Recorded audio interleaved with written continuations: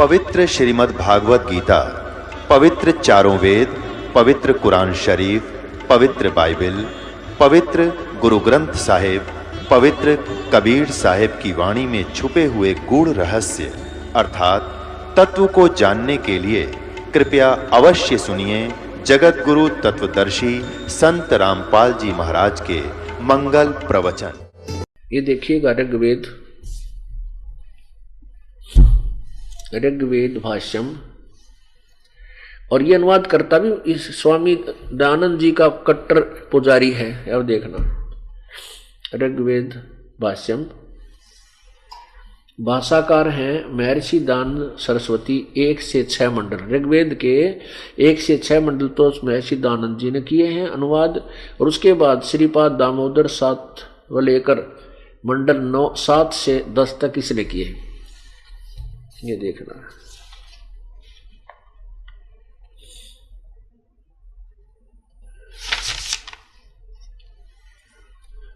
देखो कितना कट्टर पुजारी है इसका अनुवादक। ओम ऋग्वेद भाष्यम महर्षि दयानंद सरस्वती, संपादक दयानंद संप्रण, दयानंद अर्पण, संपादक ने दयानंद को अर्पण किया ये अनुवाद करके। विश्व मानव उत्थान परिषद पंजीकृत सामुदायिक केंद्र पूर्वी कैलाश नई दिल्ली से ये प्रकाशक हैं। अब इसका देखना, इसके द्वारा अनुवाद बहुत ही अच्छा किया है, जो यथार्थ अनुवाद है। ये है ऋग्वेद और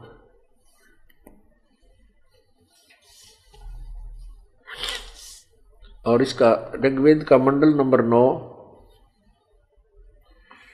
ये है मंडल नंबर 10, 9 नहीं 10, 10वां मंडल,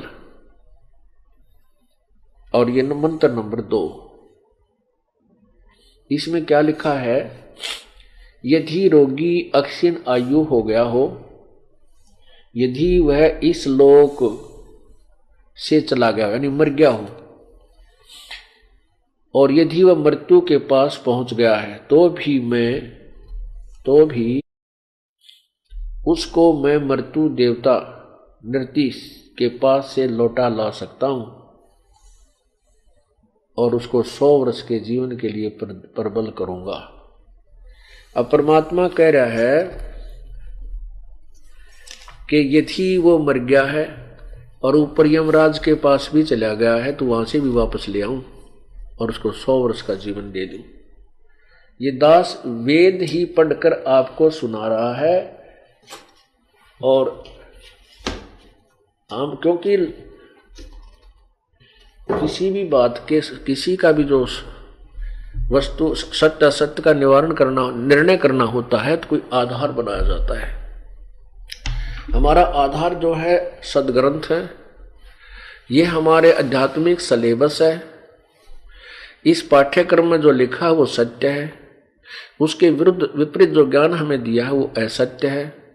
तो हम उस सत्य और असत्य को, ये दास जो बोल रहा है और अन्य संतों ने जो कहा है, वो कहाँ से मेल करेंगे? इन सदग्रंथों से।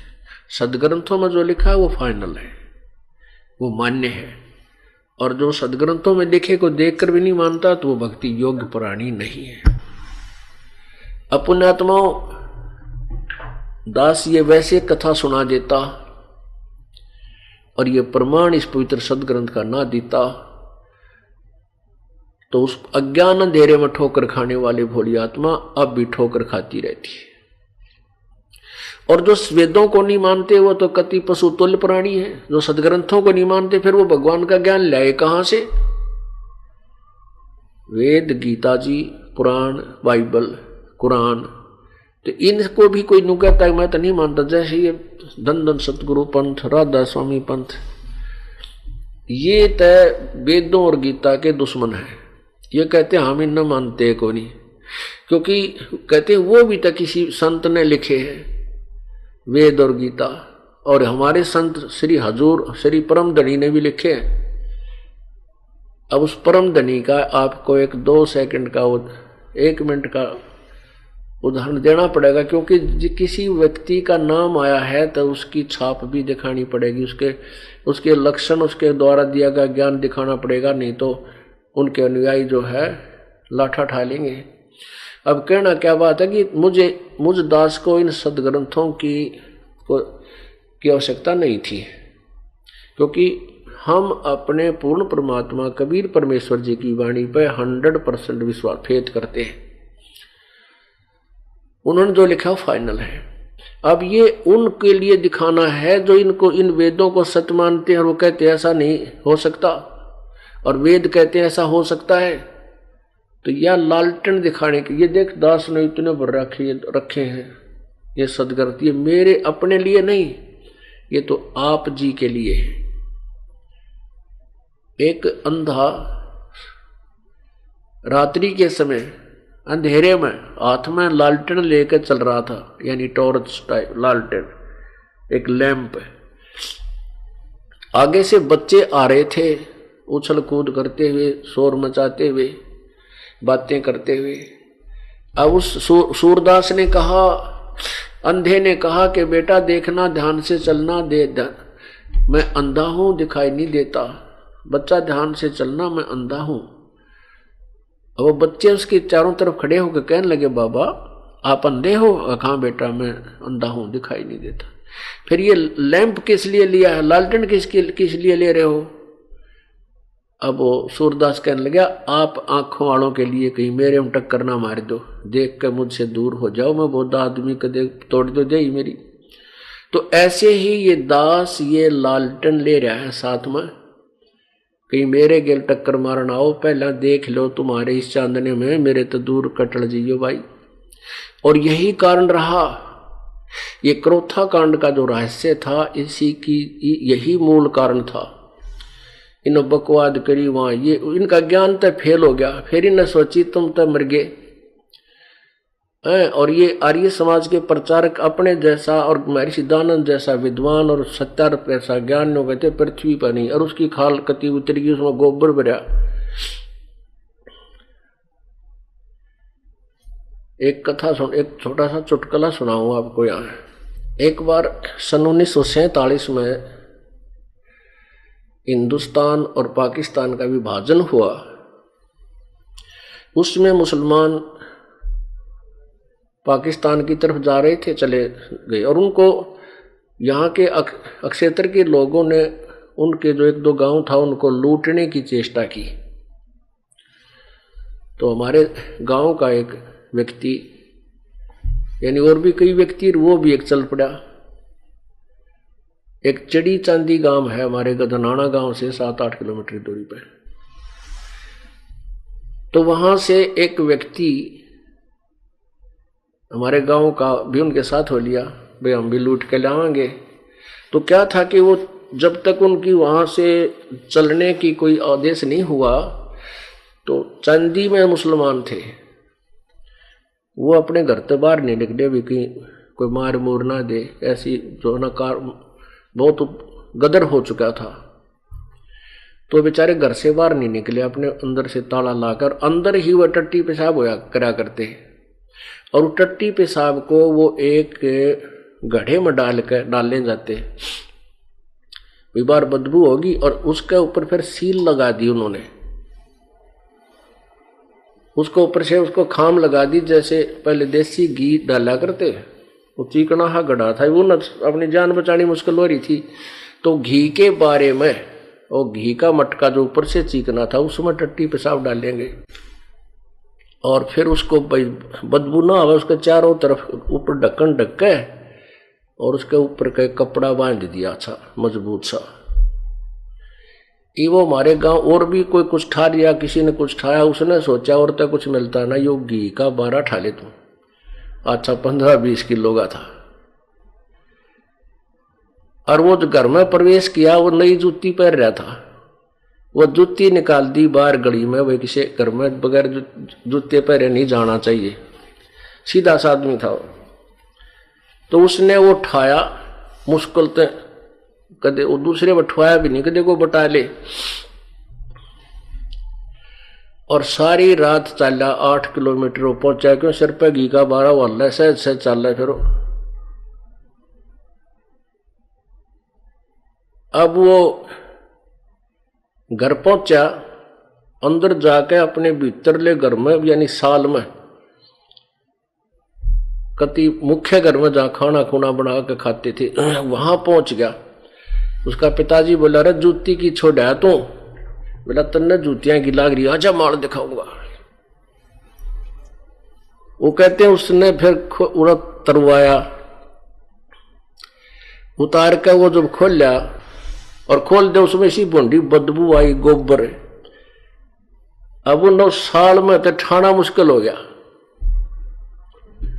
तो सत्यार्थ प्रकाश ने ये भले पुरुष घी का 12 मान के ठाए अंडे तेरी पाया गोबर बरा इसमें। अभी नयो बारने आगे डिगाना मुश्किल हो रहा है। तो इन्होंने फिर मेरे साथ खसना शुरू कर दिया कि इसका प्रचार बंद करवा दो, ना नाश हो गया। तो पुण्यात्माओं, यो चढ़ी चांदी वाला 12 था भाई सत्यार्थ प्रकाश, और ईब ताई बोझ मरते फिर थेरी इसमें पाया क्या, आपको दिखा रखा हमने खूब। तो पुण्यात्माओं, उन यही कारण था क्रोथा कांड करवाने का। सन 2 जनवरी 2005 में इन्होंने यही कांड करना था, क्योंकि हम 2003 में हमारा प्रचार ये आस्था चैनल पर चला था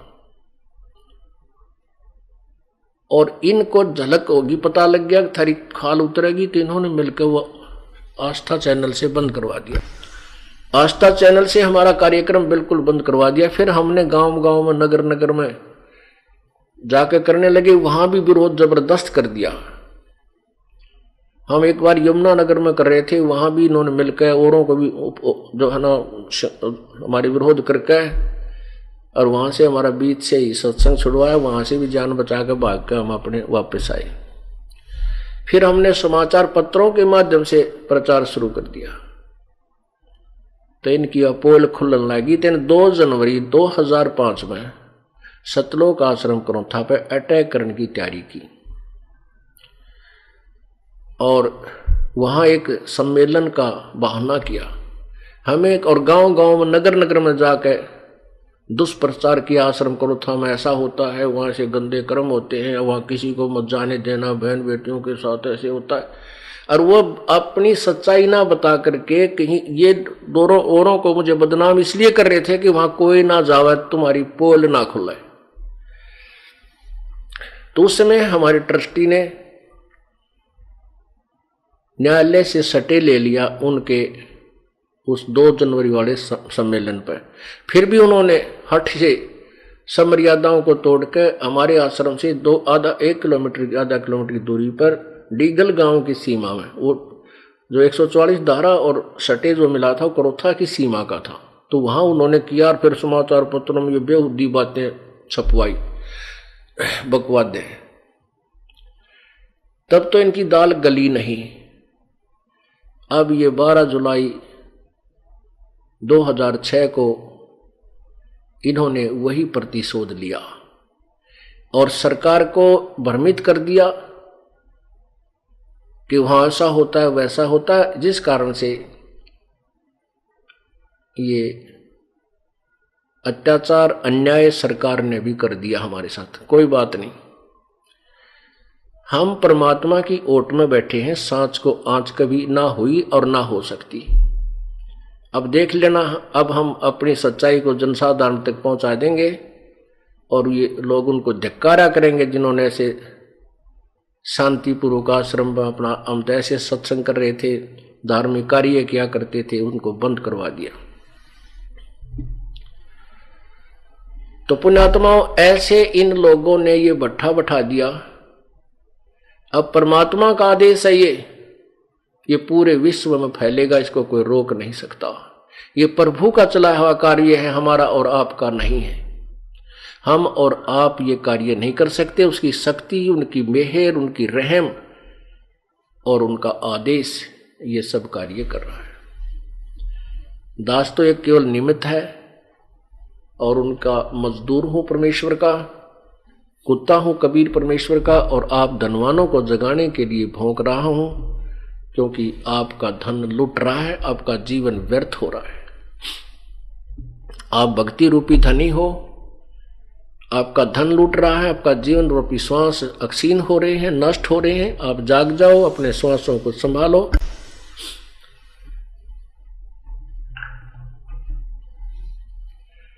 तो वो जो लड़का जीवित किया था परमात्मा ने, कबीर भगवान ने, कबीर परमेश्वर जी ने, सभी ने कहा कि परमात्मा आपने कमाल कर दिया, कमाल कर दिया कबीर जी। परमात्मा ने उस लड़के का नाम कमाल रख दिया, अपने साथ अपने बच्चे के साथ की तरह रखा। अब वो बच्चा परमात्मा के साथ रहता था कमाल, और बहुत सेवा किया करता था प्रभु की।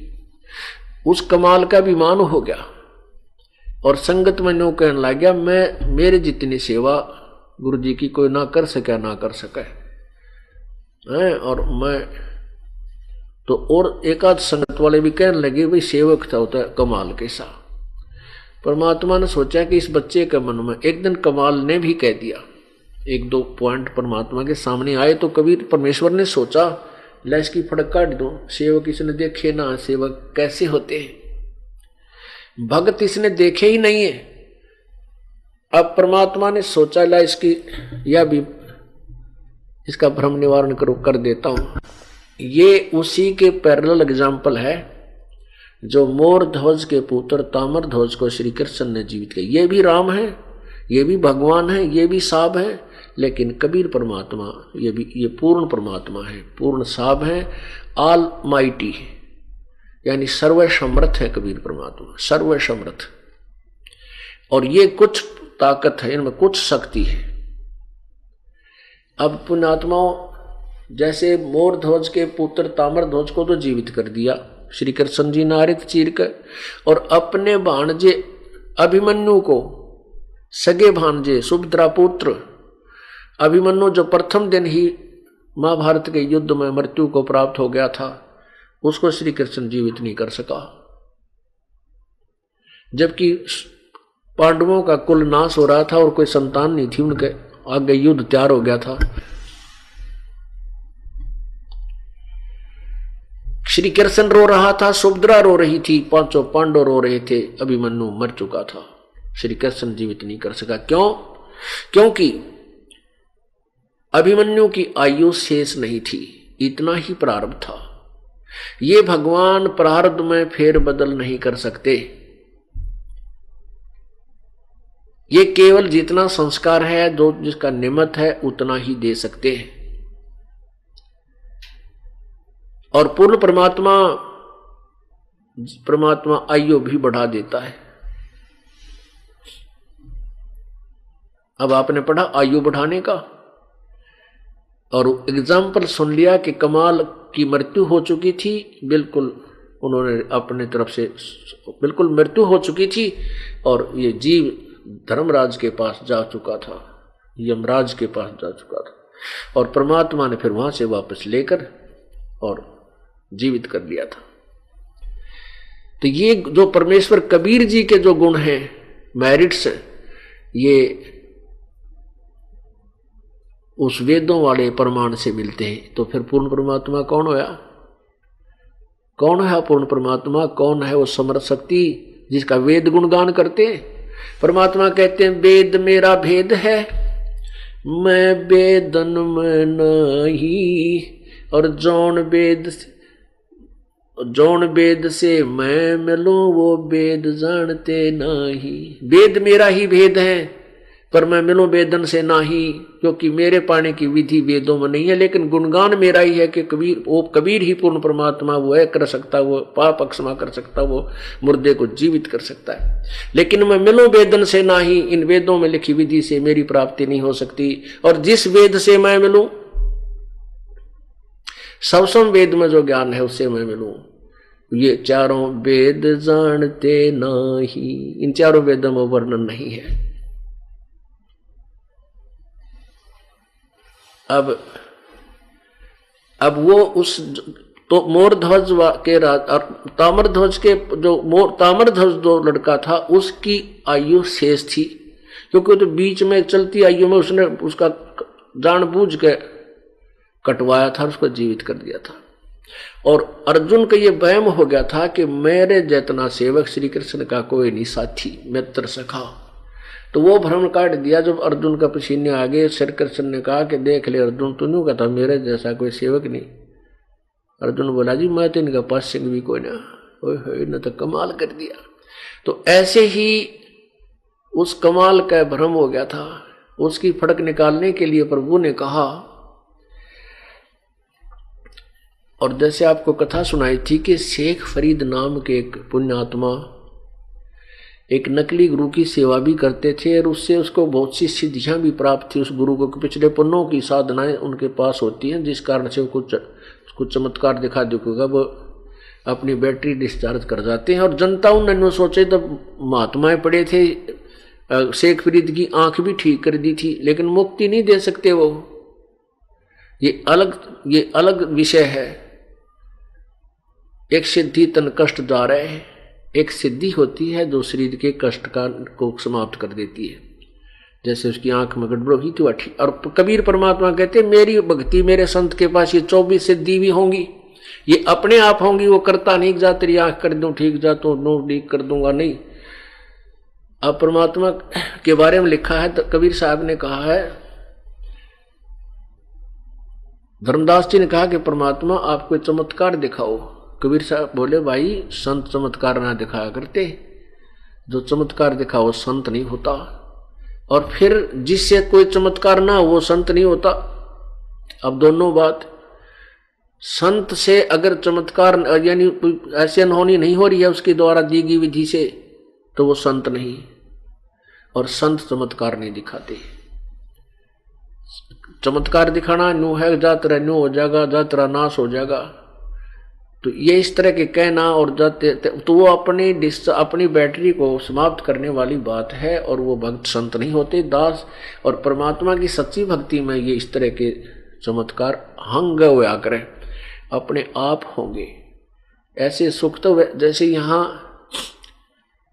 आपको पीछे सुनाया था, बधौड़ गांव का एक छोटा सा बालक 8-7 वर्ष का, उसका चाचा जो है, उसका चाचा जो लकड़ी काटते था, उस एक छोटी सी डांट लड़के की आंख में जा लगी, कत्ती कंडम हो गई, आंख मांस पाट गया। हिसार के डॉक्टर ने मना कर दिया कि इस आंख में दिख कती नहीं का ऑपरेशन जरूर कर देंगे।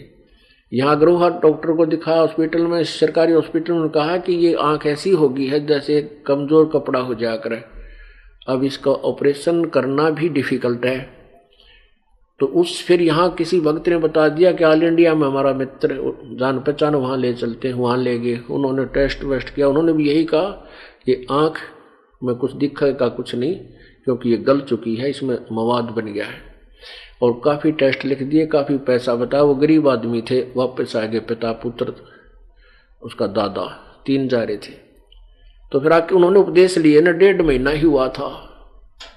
हार के थक के आके यहीं बैठ के भगवान बंदी छोड़ कबीर परमेश्वर जी क्यों कुछ भी करियो ना, तुम्हारे इतने पैसे देने का मैं तो यहाँ कहते मऊ को ना। 3-4 दिन वह आंख कति स्वस्थ होगी। बोलो सतगुरुदेव।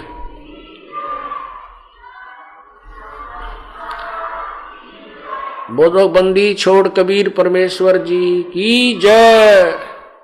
तो उसके निशान भी नहीं, कोई बता नहीं सकता इस आंख में कभी चोट भी लगी होगी। तो पुण्यात्माओं, एक शेख फरीद को ऐसा चमत्कार भी दिख लिया था, और फिर तो कहना है कि मेरी आंख ठीक कर दी, फिर तो गुरु के भगवान था उसके लिए, लेकिन मोक्ष नहीं था उससे। और यहां कहते हैं ये तो आपको रूंगे में देंगे, हम रूंगे में जो ये सुख आपको मिल रहे हैं कबीर जी रूंगे में देंगे। रूंगा क्या है पता है? वर्तमान के बच्चों को नहीं पता होगा। पहले गांवों में काकड़ी बेचनी आया करते, कोई खरबूजे बेचनी है, कोई शकरकंदी बेचनी है, और हम दाना की यानी कणक की गेहूं की झोली भर के ले जाया करते। या सब्जी बेचने वाले आते तो दादी ताई काकी वो नो करा करती, ले भाई सब्जी दे दे। अब वो सब्जी एक कप पलड़े में तो गेहूं डाल लेता, एक में सब्जी, जो भी जैसे एक 2 बार देता, एक बार, ऐसे कुछ नियम होता था। फिर नो क्या करती, भाई रूंगा और दे, यानी सौदे थे न्यारा, वो तो जो गेहूं का जो लेना था वो तो दे दी सब्जी ने, बोले रूंगा और दे। अब रूंगा और देता ना देता नो का धर ले तेरे ना, और वापस रूंगा दे पहले, रूंगा में ना फ्री ऑफ कॉस्ट, वो फिर और देता इतनी सारी का, तो शक्करकंदी या कोई और सब्जी है फालतू डाल देता। तो ये जो सुख आपको हो रहे हैं ये तो रूंगे में देंगे आपको, हमारा सौदा तो और करेंगे, आपका मोक्ष देंगे, जन्म मरण से आपको सदा के लिए छुटवा के सतलोक में वास दिलाएंगे।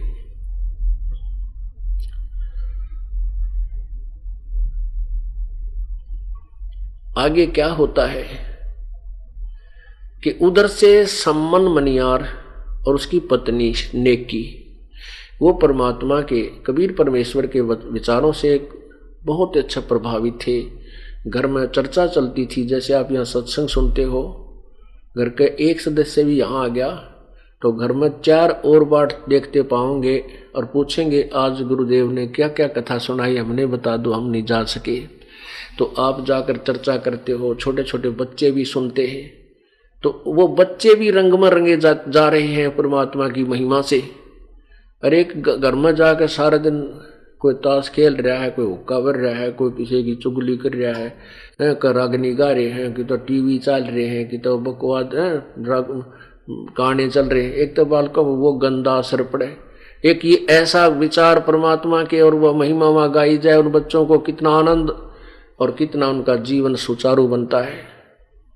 ऐसे ही वो परिवार के सदस्य अपना दिन में काम करते, दोनों जने चूड़ी बेच कर आ करते, मनियार व उसकी पत्नी नेकी भी और सम्मन भी, और जहां भी वो जाते चूड़ी पराते और भगवान का, कबीर परमात्मा के हमारे गुरुजी ऐसे हैं, तुम कितना तो नाम ले रहे हो, यानी चर्चा छेड़नी पड़े हमारे भगत ने, बस की बात को ना, तुमने कहीं से उपदेश ले रखा है, वो कहे हम वो पूजा करते हैं, वो कहते हैं, फिर वो समझाते, हमारे कबीर जी भगवान ने सिकंदर लोधी का रोग ठीक कर दिया, हमारे भगवान ने एक मरा लड़का जीवित कर दिया, हमारे गुरु जी ने रामानंद का सिर काट दिया था, सिकंदर लोधी ने, हमारे गुरु कबीर जी ने उसको जीवित कर दिया। अब हम तक वहाँ साची, और ये वो तो कहें सत्य, और वह लोग उड़ाओ मजाक, वो लड़कियां उड़ाओ मजाक, क्योंकि वो लड़की औरतों को पहनाते थे चूड़ियां, तो वह हंसी करे बाद में, अकी मूर्ख पागल है एवं बांडे सारे दिन, ये काम होया करे कहते। फिर वो चर्चा चलती है एक दूसरी बहन बेटियां में, स्त्रियों में, फिर आदमियों में पहुंच गई, वो न्यों है ऐसे, उनका गुरुजी ऐसा है, कबीर नाम है उसका, काशी में रहता है, ऐसे उद्योग कर देता है, कोडी के रोग ठीक कर दिए, एक निर्धन था उसका तो उसको धनवान बना दिया। तो वो ऊपर तक ठीक बोलते पर अंदर से नो कहते तो बुद्धू है कति, ये होया करे कभी। एक आदि तो वैसे भी कह देते क्यों झूठ बोलो हो, अपनी चूड़ी बेच लो। अब उधर से क्या होता है कि वो बच्चा छोटा सा था, 10-12 वर्ष की उम्र का, सम्मन और सेऊ, तो वो भी रंग में रंगा हुआ था, तो वो भी बच्चों में अपनी यही चर्चा करता था अपने साथ आड़ा में। तो बच्चे नो क्या करते, तुम्हारे गुरुजी कभी तुम्हारे घर आए हैं, उस सेव ते कहने लगे। और ये नकली संत कहीं कहीं चले जाते थे, तो वो नो क्या हमारे गुरुजी तो हमारे घर आते हैं, तुम्हारे गुरुजी आए कभी घर, तुम्हारे गुरुजी तो राजे लोग आगे जाते हैं, जहां उनको धन मिलता है, पैसा मिलता है, वो तो लोभी लालची है तुम्हारा गुरु। सम्मन उस सेव को कहा करते अन्य साथी दूसरे बच्चे। तो एक दिन सेव ने सम्मन और उसकी पत्नी और वो दोनों अपना वक्त से चूड़ी चाड़ी बेच के वक्त से आगे शाम के समय, तो उधर से वो बच्चों में खेल कर लड़का आया, तो उसको ऐसे ताने लगा रखे थे। तो सेव ने कहा अपने माँ बाप से कि पिताजी माताजी, क्या कभी अपने गुरुजी अपने घर नहीं आ जाए, अपने गुरुजी अपने घर आ जाए तो आनंद हो जाए। अब सम्मन कह रहा था बेटा, नेकी कह रही थी बेटा गुरुजी आ तो जावे, लेकिन उनको कितने शिष्य और किस किस के घर जाओगे वे, हैं? अपना पता है लाखों शिष्य हैं अपने गुरु जी के, और बेटा वो तो हाजिर है यहाँ पर, आप वो परम शक्ति है बेटा, यहाँ कौन से हम के उनसी नजरों से दूर है।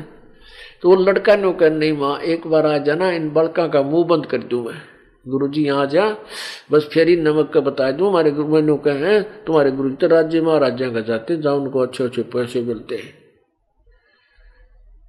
अब नेकी ने कहा बेटा दुनिया की बात ना सुना करते भगत, ये तो प्राण के कहेंगे, कल कुछ और कह देंगे, फिर कुछ और कहेंगे हैं, और गुरु जी अपने साथ ही हैं। कहने का माँ वह बात तो ठीक है, पर मेरा जी सा करे एक बात जा, तुम्हें आनंद हो जा।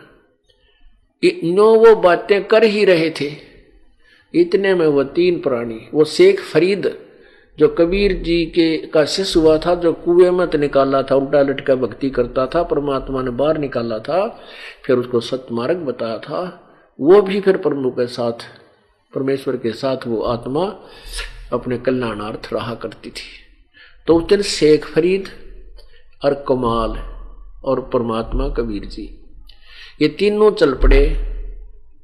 कबीर जी कहने लगे भाई मैं ऐसे जा रहा हूं भक्तों से मिलने के लिए, तुम चलोगे? कमाल बोला जी मैं नहीं चलूंगा, आपकी सेवा कैसे होगी, मेरे जैसा सेवक कोई आपको मिलेगा?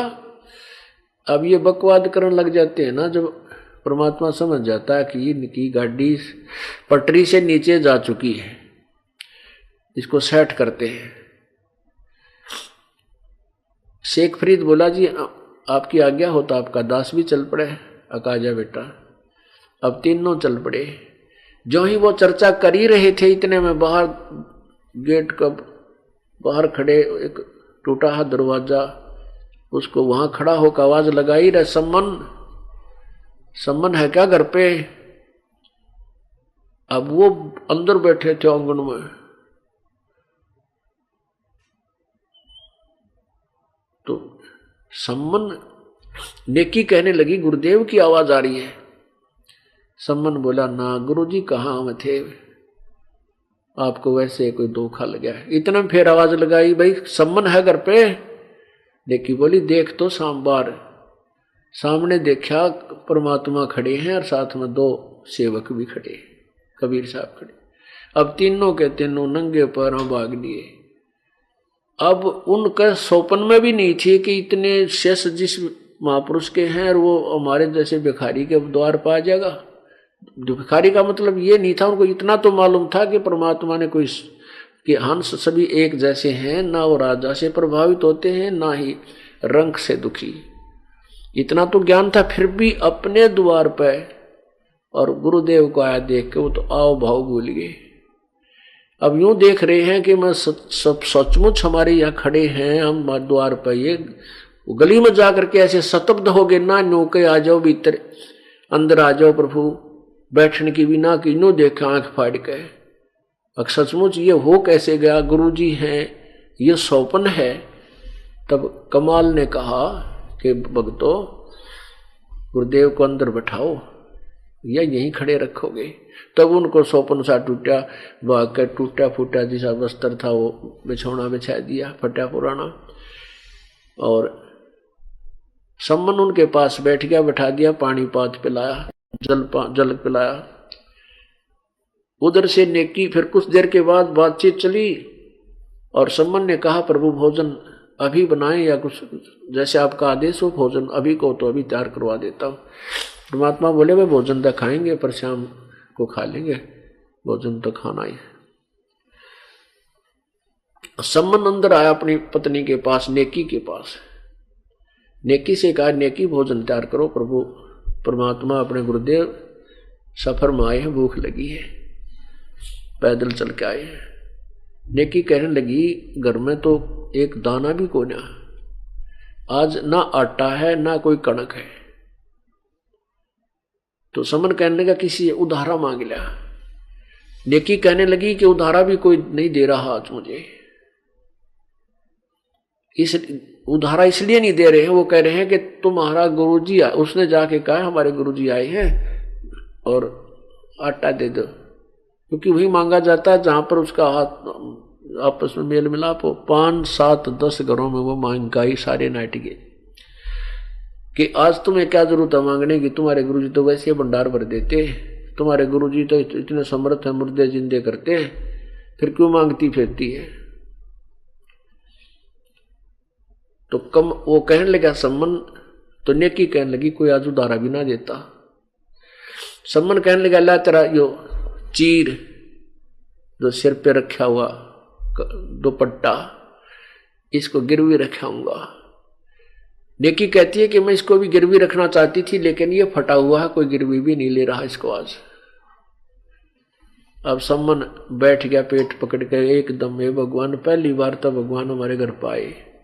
देख किसी फुट्टी किस्मत का, कितना पिछले जन्म का कोई पापी हो, मैंने कोई पुण्य नहीं किया पिछले पूर्व जन्म में, इसलिए आज मेरे पास वित्त नहीं है और मैं आज पहली बार मेरे मालिक आए यहाँ पर, मैं भोजन नहीं करा सकता। आंखों में पानी पड़े और बैठ गया नीचे ने, या क्या हुआ मेरे मालिक।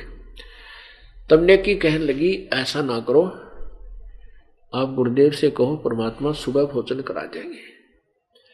सुमन बोला सुबह कहाँ से लाऊंगा। तो वो कहती मैं एक तरकीब बताती हूं कि तुम दोनों पिता पुत्र रात्रि में किसी बानिए का चोरी कर लो और तुम इतना लाना कि तीनों अतिथियों का, भगवान परमात्मा गुरुदेव का और भक्तों का काम चल जाए, हम नहीं खाएंगे। अब जैसे प्रतिदिन कथा सुना करता वो छोटा सा सेऊ बालक का के पाप चोरी करना महापाप है बेटा, वो माता पिता शिक्षा देते थे और गुरुजी के वचन सुनाते थे। गुरुजी वैसे कहते हैं ये तो हम आज किसी का चोरी करेंगे तो हमें उसका बहुत घोर पाप लगेगा। तो सेऊ कहने लगा माँ चोरी खट्टा खाए ही उनका सर्वस्व, चोरी करते हैं उनका तो नाश होया करे, हम चोरी नहीं करेंगे। माँ बोली बेटा, कहते हैं सेऊ से नेकी कहे, सुन सेऊ सुरज्ञान और या मैं अकाज है नहीं चोरी कर दे दान।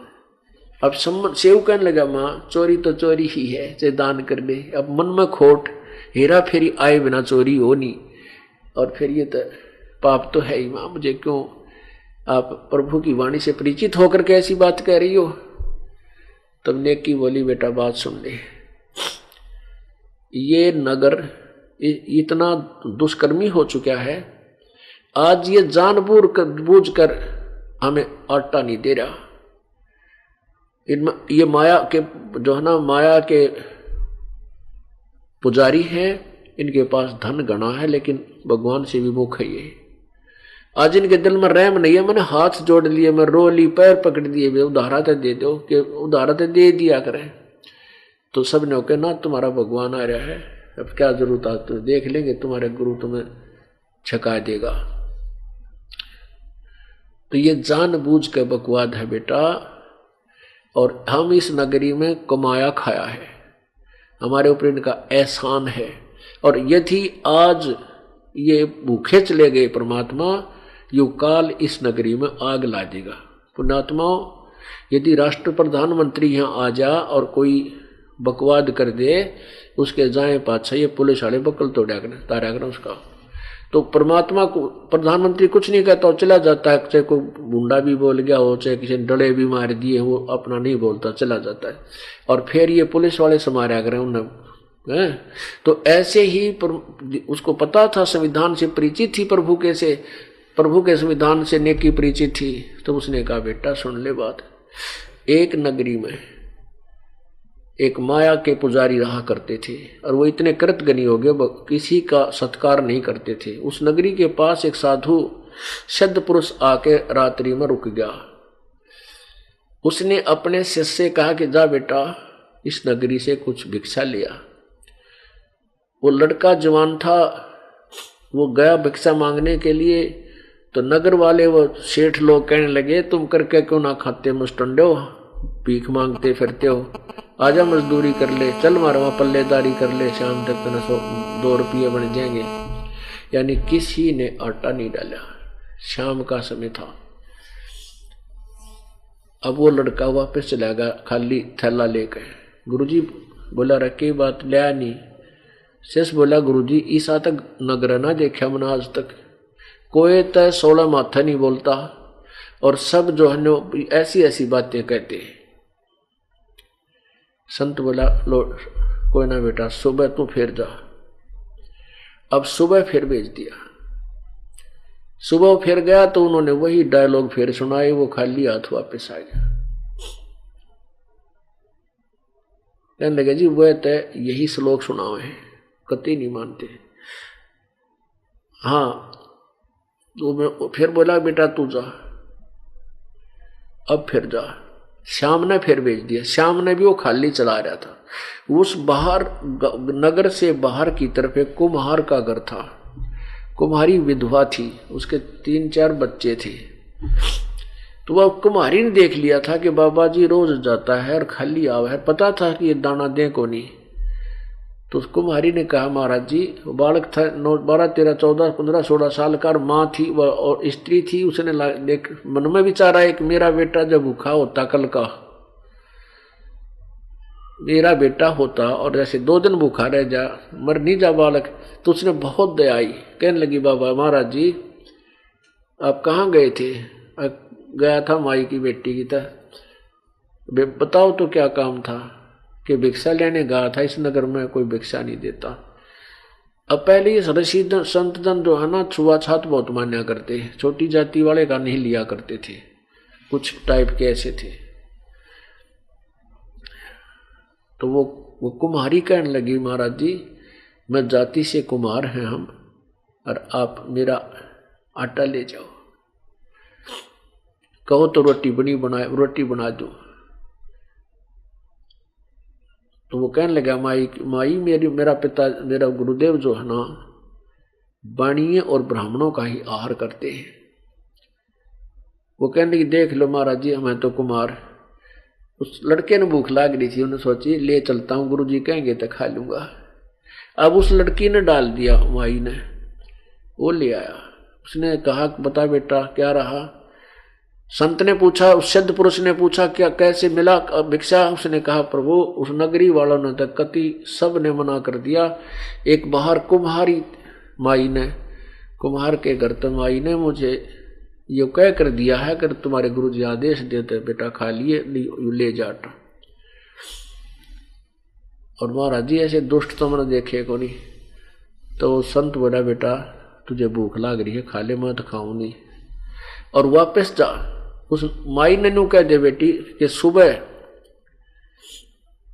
रात्रि ने अपने सारे सामान ने लाद के अपने गधा पर चल पड़े, जहां भी कल अपना चल पड़े, यानी कुछ समय था, और जहां भी सूर्यास्त हो जाए वहीं रुक जावे और वहीं बस जाएगी। यानी उस समय जब वो गया तो कुछ समय रहता था शाम का सूर्यास्त से, तो उस माई को उसने जाकर बताया, यानी दोपहर सीखा होगा, जैसा भी एक उदाहरण बता रहा हूं आपको। तो वो कहने लगा कि माई ने कह दे जाकर कि अपना सारा सामान उठा कर बच्चों समेत और चली जाएगी, और जहां सूर्यास्त हो जाए वहीं रुक जाओगी और वहीं वो बस जाओगी। और ये सुबह ये नगर खत्म कर दिया जाएगा, ये मिलेगा नहीं, ये सब नष्ट होगा। अब महात्मा ने वापस जाके कहा कि माई आप अपना यहाँ से सामान उठा लो और यहाँ से चल पड़ो, जहाँ तुझे सूर्यास्त हो जाए दिन छिप जा वहीं रुक जाइए, गुरुजी का आदेश है, हमारे गुरुजी बहुत पहुंचे हुए हैं, तेरा वहीं बास हो जाएगा और खूब ठाठ होंगे, और ये नगर सुबह तक खत्म हो जाएगा, तो जिक्र मत करना किसी को, नहीं तो तेरा भी काम बिगड़ जाएगा। अब उस समय वो डरा बहुत करते थे पहले संत, इस तरह के ये ऊट मटीला करनीय संत बहुत होया करते। तो उसका जच की बात, उसने उसी समय अपना सारा सामान बांधा फटाफट। के सामान था 5-4 खाट होंगी और 2-4 पतीले होंगे, वो उठा गए जहाँ पर धर के और चल पड़ी। 7-8 किलोमीटर वहां से जाकर के कहते हैं वो रुक गई, और वहां कहते हैं कुमारियां के नाम से एक गांव बसा हुआ है। तो वह वहां रुकी। रात ने वो संत ने अपनी सिद्धि से उस नगर का नाश कर दिया, खत्म हो गया। तो ऐसे नेकी उसे समझा रही है कि बेटा यदि आज इस नगर से सतगुरु बगैर खाए चले गए अन्न, तो ये नगर उजड़ेगा। और बेटा इस नगर को बसाए रखना अपना अपने, क्योंकि हमने यहाँ कमाया और खाया है, इसलिए चोरी करने को कहती हूँ। बेटा उस जिससे हम चोरी करके लाएंगे, अगर किसी को पता नहीं चला तो बेटा पाछे जब हमारा पास हो जाएगा तो उसका उतना ही कभी रात्रि में रखावांगे। तब इन सब बातों से को सुनकर वो सेऊ संतुष्ट हो गया। अब ठीक है माँ। तो रात्रि के समय दोनों पिता पुत्र चोरी करने चल पड़े। एक सेठ के मकान में सेंध लगा ली, यानी इतना सुराख बना लिया वह पाड़ लगा ली कि ऐसे आदमी लेट का अंदर प्रवेश हो जा। अब सेऊ कहने लगा पिताजी मुझे अंदर जाने दो, मैं लाऊंगा चोरी करके। समन कहता नहीं बेटा तू बाहर खड़ा रहे, और मैं पकड़ा जाऊंगा ना तो मैं आटा बांध के बाहर फेंक दूंगा और बेटा तू भाग दिए उठा के। सेऊ कहने लगा नहीं पिताजी मैं अंदर जाऊंगा, आप बाहर रहो। यदि मैं पकड़ा भी जाऊंगा चोरी करता तो नो कहेंगे बालक था कोई बात ना छोड़ दो, और आपको पिताजी फांसी तुड़वा देगा, सेठ की जो ना राजा तक पहुंचे। अब सम्मन कहने लगा बेटा अगर तेरे को तू पकड़ा, अगर तेरे को फांसी तोड़ दिया गया तो सूली चढ़ा दिया तो बेटा मैं किसके लिए जीऊंगा, आप बाहर रहो मैं जाऊंगा। सब सही कहने लगा नहीं पिताजी मैं फिर भी बालक हूं। नो कहता कहता उसमें प्रवेश कर गया। तब उसने सम्मन ने कहा बेटा कति 3 शेर लाना, ज्यादा नहीं, हम तो बिल्कुल भूखे रहेंगे, हम नहीं उसको छुएंगे। तो सेऊ ने पहले तो अंधेरे में आटा ढूंढा, फिर वो डाला अपनी फटी पुरानी चादर में, चलने लगा। जब तराजू रखा था वो उसके ऊपर पैर टेक गया तो एकदम जोर की आवाज हुई, खड़क दे ही बाज जाओ। वो सेठ वही सोया था, वो जाग गया दुकान में। और चोर जब वो चलने की तैयारी करने लग गया उसने देख लिया, चोर चोर करके वो पकड़ लिया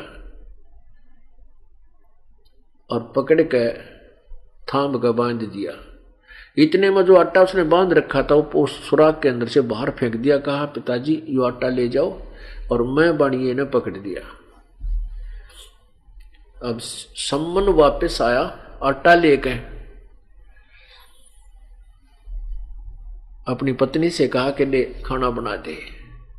वन्य की बहुत समझदार थी, वह भी भगवान से पूर्ण परिचित थी और कुर्बान थी दाता पे। कहने लगी पुत्र कहाँ रह गया। सम्मन ने कहा वो तो बणिये ने पकड़ लिया। अब नेकी के मन में आया, नेकी ने अपने पति से कहा कि बात बिगड़गी। अब वो लड़का पहचाना जाएगा, और पहचान के वो लोग हमारे घर पर आवेंगे लेकर, नगर पूरा उठ का आ जाएगा और कहेंगे ये गुरुजी ये संतारे है ना, ये चोरी करवाते इन गुरुजियां का काला मुंह करेंगे, बहुत बेइज्जती हो जाएगी। हमने आहार तक कराया को नहीं और गुरुदेव की बेइज्जती हो जाए करवा देंगे, हमारा फिर कितना जीवन नहीं रहेगा। आप ऐसे करो वापस जा, तलवार ले जा। और लड़के ने कह सुनकर पर गर्दन बाहर निकलवा लिए उससे, और सेठ ने कह दिए तो उसको बांध दे रख पैर से, और सिर काट लिया। किसी प्रकार पीला काट के, चाहे अंदर बढ़ के काट के लाना पड़ा था ना, अपने बेटे का सिर काट लिया। वो तो छोड़ने को नहीं, बांध रहा है, सिर तक काट लिया। और फिर क्या होगा कि वो सेठ सवर न रखा को ना, और ना किसी आगे जेकर करेगा, वो कितना दूर फेंका होगा, फिर उसने ठा लावाएंगे और बाद में अपने बच्चे का अंतिम संस्कार कर देंगे। और सेठ डरता बतावे को नहीं का, हमारे गुरुदेव की इज्जत बची रहेगी। इस बात को और विकल्प ना दे करके सम्मन भी इस बात से सहमत हो गया। करद लेकर तलवार लेकर वापस चल पड़ा। उधर से सम्मन के सेऊ बच्चे के मन में ये आई कि हे भगवान आज तो बात कति माटी में मिल गई। हमारे गुरुजी पहली बार आए और ये लोग मुझे पहचानते इसने ले आए। सेठ कह रहा था भगत बने खरो थे, आज पकड़ेगी थारी वो तेरे गुरुजी आ रहे होंगे, आज वो चोरी करवाना हुआ है। अब देखना तड़के तुम्हारे गुरुजी का तुम्हारा क्या हाल होगा। अब उस पर बेचारे को बहुत धमका रहा था सेठ। अब वो सेऊ कहने लगा, मन में सोचता है भगवान बात बिगड़ गई। तो इतने में सम्मन ने आवाज लगाई कि बेटा सेऊ 2 बात करनी है, बहुत जरूरी काम है। एक तू मेरे तो 2 बात कर ले, फिर तो ना जाने हम मिलेंगे कि ना मिलेंगे, क्योंकि आपको मरवा दें या मुझे कुछ कर दें। अब उधर से सेऊ के मन में नहीं आ गया पिताजी ने कहूंगा कि मेरी नाड़ काट ले जा, मेरी गर्दन काट ले, नहीं तो बात बिगड़गी। अब सेऊ लड़के ने बढ़िया से कहा सेठ से कि सेठ जी बाहर मेरे पिताजी खड़े हैं और दो बात बतला रहा मैं। नो बोला हाँ बाजन की तैयारी से तारी ना दू सारी जानो। तो सेऊ बोला मेरे पैर बांध दे थाम के और रस्सा थोड़ा ढीला कर दे, मेरी गर्दन बाहर निकल जा, मैं कान में बात बतला लूंगा। अब सेठ ने सोचा रहा कि कौन सा सोना चोर रखा है, 3 से आटा चोर रहे हैं, बात जगह तो देखी जाएगी।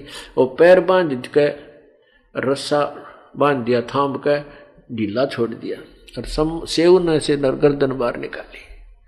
अब सम्मन भी ले गया था हाथ में तलवार, लेकिन पिता था, हाथ उठा नहीं, पीछे नौका नो रह गया। बेटे की गर्दन उतारने की हिम्मत पड़ी नहीं, इकलौता पुत्र। तब सेऊ ने कहा कि पिताजी यदि तू मेरा बाप है, यदि मैं तेरा अंश हूं, तो मेरी एक प्रार्थना सुन ले, मेरी गर्दन काट ले पिताजी।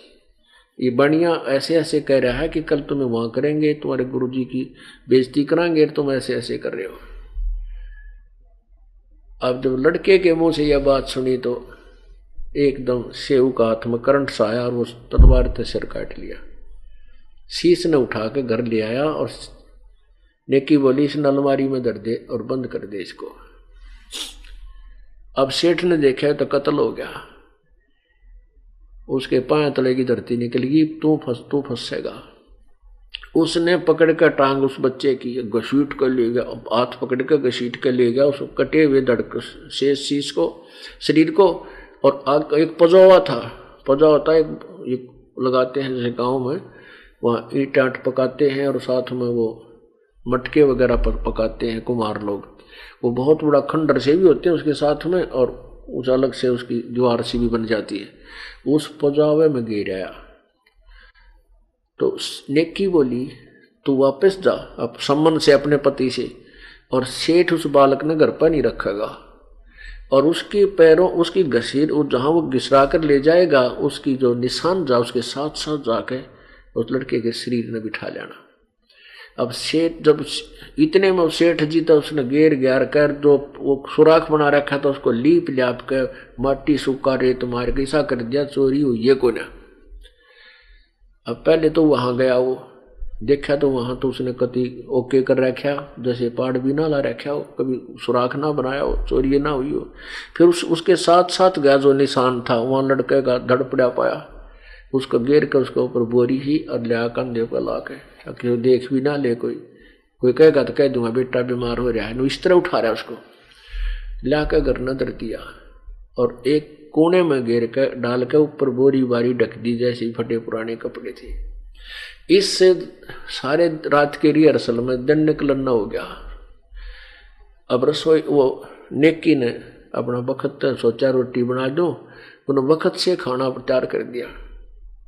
गुरुजी खाना खा कर निकल जाएंगे और सम्मन से नेकी कहती है कि आँखें पानी मत लाना, गुरुजी खाना नहीं खाओगे, जन्यों पता चल गया कि लड़का मर गया है, ये कल के भूखे। अब इकलौता पुत्र मरा पड़ा और माता पिता का आंसू भी नहीं लाना चाह रहे हैं कि बात किसके लिए, परमात्मा के लिए। पुण्यात्माओं ये बनते हैं पुण्य, ऐसे बनते हैं ये कर्म। तो उसने रोटी बना दी और 3 पात्रों में रख दिया।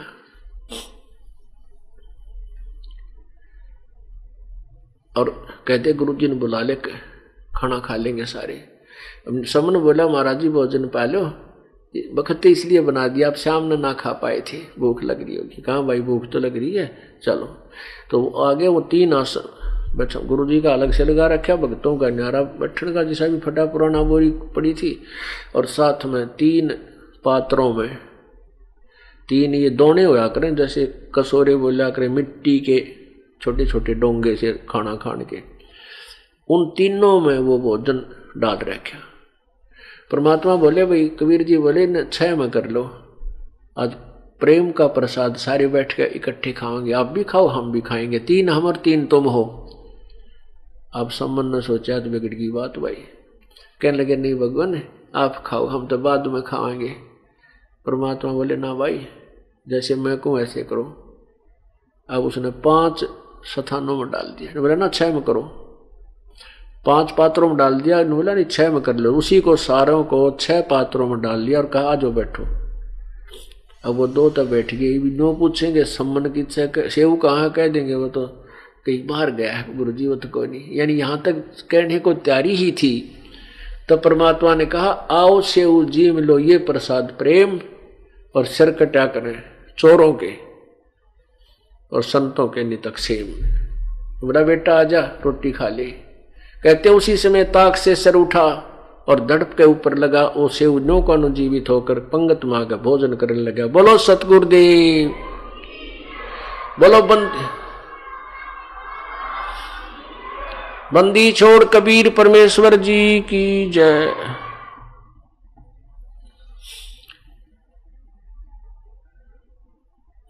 सेऊ धड़ पे शीस चढ़ावो बैठा पंगत माही, नहीं घरेरा गर्दन कहू ओ सेऊ अकनाही। अब माता पिता का भी चक्कर पड़ गया कि इसके गर्दन में निशान भी को नहीं। सेऊ धड़ पे शीस चढ़ा और बैठा पंगत माही, और नहीं घरेरा गर्दन पे कि निशान भी कोई ना गर्दन नाड़ पे। माता पिता भी चिंतित हो गए। नो कपड़ा उठा उठा देखें यू सेऊ ओए है कि नहीं है। अंदर जाकर देखा तो वह खून खून के टपके रक्त के पड़े थे, लेकिन शीश और कुछ नहीं था। तब उनका विश्वास हुआ तो बेटा वही है। पुण्यात्माओं, परमात्मा सब ने बैठ के खाना खाया, खुशी का कोई ठिकाना नहीं, और आशीर्वाद दे दिया बेटा तेरा भरपूर भंडारा होगा। अब परमात्मा ये कहकर चले गए। क्रय करावे साइया मन मलर उठा, दादू शद्र जीव के आप बगल हो जा। अब सम्मन के मन में ये कसूता बहम हो गया कि आज मेरे पास पैसा होता मैंने बेटा नहीं काटना पड़ता, मेरे पास आज पैसा होता तो मैंने बेटे ही गर्दन नहीं काटनी पड़ती। मतलब वो उसके हृदय में घर कर गई, या कमजोरी, या भी कमजोरी है इस भक्ति मार्ग की। तो क्या हुआ, कुछ दिनों के बाद उन प्रेरणा दी परमात्मा ने सम्मन के मन में। उन्होंने सोचा कि इस अपना जो मकान था कच्चा सा, कि इसकी झोंपड़ी की दीवार यहाँ की बजाय यहाँ से निकाल लें और थोड़ी झोंपड़ी सी डाल लेंगे, इसकी जो टूट सी गई। ऐसे ऐसे कहने का भाव है कि वो दूसरे स्थान पर खोदन लगे। वो खोदने लगे तो वहाँ खजाना पाया उन्होंने। धन असरपी मोहर असरपी गणिए वो थी नहीं, वो परमात्मा ने भर दी, अंदर ठोक दी उनके आंगन में। उन्होंने देखा रतरा गजब हो। तो फिर परमात्मा ने प्रेरणा दे दी कि इसको उजागर नहीं होने देना। धीरे धीरे कुछ सामान लाए, कुछ बकरी ले आए, यानी कुछ और धंधा कर दिया उन्हें थोड़ा थोड़ा।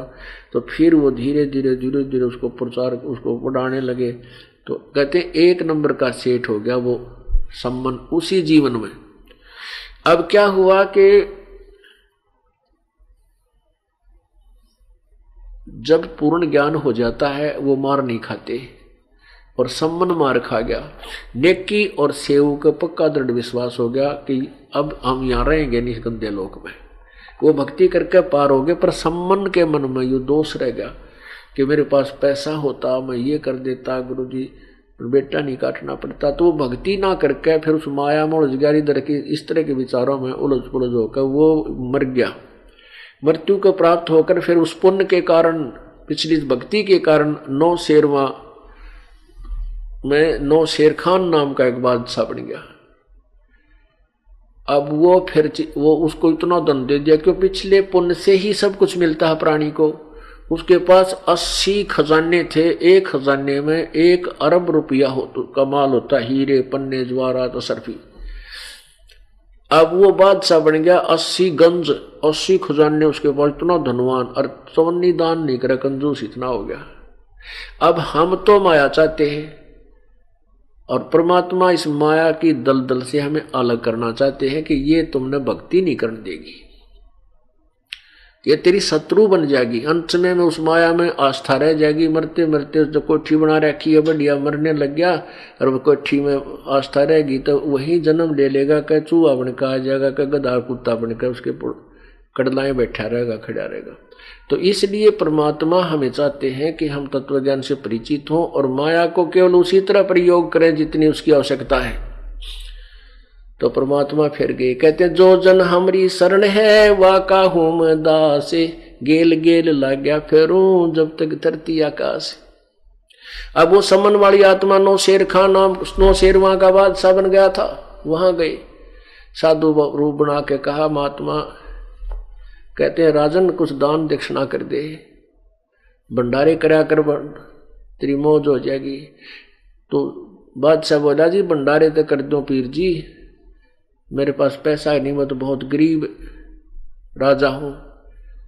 परमात्मा बोले रहिए तेरे ये वो झंडे टांग रखे होते हैं 80 गंज की न्यारी पहचान के, इस राजा के पास 80 गंज सत खजाना है, तो बहुत बड़ा धनवान माना जाता है। कहने लगे ये तेरी ध्वजा फरकन लाग रही भाई, 80 इतने खजाने तेरे पास? न बोला जी मैं तो कोल्ले भर रहा हूं, मैं तो अपनी इज्जत सी बना रहा हूं, इतना निकम्मा हो गया दान करने का हमारा उस क्या नाम है नरसी की तरह। अब परमात्मा के कच्चे ने बोला बेटा जिसे तेरी नीयत से उसे हो जाएंगे, अगर तू कोल्ले मान रहा है कोल्ले हो गए, नो कह के संत चल पड़ा। अब उसका फिर बात में खटकी बात में बाद में कि संत जो कहते हैं वह बात पूरी हो जाया करे भाई।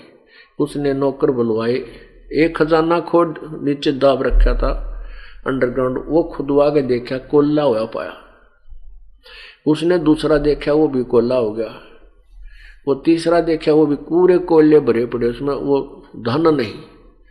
अब राजा को तो चक्कर आने लाएगी, जो बोला रहे देख वो महात्मा की दरगाह सैनिक को देखो महात्मा। परमात्मा जा गए 2 किलोमीटर उड़ा बैठ गए, खाओगा युद्ध के खानताड़े। तो उसने सैनिकों ने बताया जी वो महात्मा वो बैठे। अब वो जा है बाजा सब तो आगे से राजा और चरणा में पड़ गया, महाराज मैंने बख्श दो, महाराज मैंने बख्श दो। परमात्मा बोले भाई आधे से ज्यादा दान करे तो उसे कर दूंगा। अब जैसे आपका उन्हें सोचे आधे तो मिलन दे, नहीं बोले जी जैसे आपको होगा ऐसे कर दूंगा, राजा तो उसे हो पाओगे। पर एक काम करे परमात्मा का नाम ले ले, तुम पहले नाम ले और मुझे गुरु बना, फिर तेरे उसे कर दूंगा। और दान करिए फिर अपने डट के भंडारा कर मेरे आदेश से। ने बोला जी जैसे आपको नाम भी लिया और फिर उसने जाकर देखा तो जो के तो खजाने फिर चमक रहे हीरे मोती। अब उपदेश दिया, अब जो मरण लग गया ना फिर भंडारा करना पड़ा, वचन हो गए। वो आधे से ज्यादा खजाने उसने भंडारे में दान में ला दिए। अब वो ऐसा निकम्मा ही वो मन मरते समय बात बिगाड़ दे। कुछ देर पाछे कुछ वर्षों के बाद उसने मन में आ गई जब किसा मूर्ख सो, एक संत ने कह दिया था तो मैं थोड़े से दान कर दूं, इतने के जरूरी थे करने, नो करूं वो हाथी खरीदूं वो घोड़े खरीदूं वो नो कर लूं। उसकी फिर वह 92 होगी, मर गया, मर के फिर जन्म हो गया। फिर उस बलख बुखारे का एक बलख नाम का शहर है इराक में, उस बलख का राजा बन गया। पुण्यात्माओं परमात्मा ने वहां जाकर भी वो अब्राहिम सुल्तान नाम उसका नाम था, वहां जाकर के भी परमात्मा ने उसका उद्धार किया। ये कथा फिर सुनाएंगे, लंबी कथा है, समय थोड़ा है। बोलो सतगुरुदेव।